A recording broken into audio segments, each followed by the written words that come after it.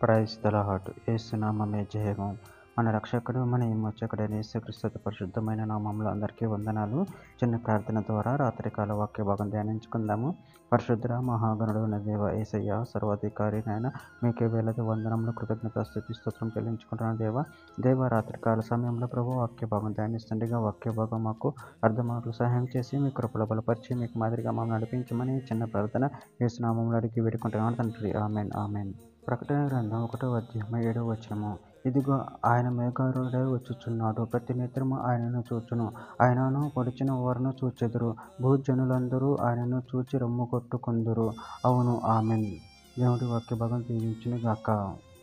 ప్రభునందు ప్రియులారా, ఇక్కడ వాక్య భాగంలో గమనించినట్లయితే ఇదిగో ఆయన మేఘారుడై వచ్చుచున్నాడు, ప్రతి నేత్రము ఆయనను చూచును, ఆయనను పొడిచిన వారును చూచెదరు, భూజనులందరూ ఆయనను చూచి రొమ్ము కొట్టుకొందురు. అవును ఆమెన్. అదేవిధంగా వాక్య భాగంలో గమనించినట్లయితే నహూము గ్రంథం 1వ అధ్యాయం 3వ వచనంలో యెహోవా దీర్ఘశాంతుడు, మహాబలము గలవాడు, ఆయన దోషులను నిర్దోషులుగా ఎంచడు, యెహోవా తుఫానులోను సుడిగాల్లోను వచ్చువాడు, మేఘములు ఆయనకు పాదధూళిగానున్నవి. న్యాయాధిపతుల 5వ అధ్యాయం 31వ వచనం. యెహోవా నీ శత్రువులందరూ అలాగున నశించెదరు, ఆయనను ప్రేమించేవారు బలంతో ఉదయించు సూర్యుని వలె నుందురు అని పాడిరి. తరువాత దేశం 40 సంవత్సరములు నిమ్మలముగా నుండెను. కీర్తన గ్రంథం 98వ అధ్యాయం 9వ వచనం. భూమికి తీర్పు తీర్చుటకై, నీతిని బట్టి లోకములకు తీర్పు తీర్చుటకై, న్యాయమును బట్టి జనులకు తీర్పు తీర్చుటకై యెహోవా వేంచేసి ఉన్నాడు. కీర్తన గ్రంథం 104వ అధ్యాయం 3వ వచనం.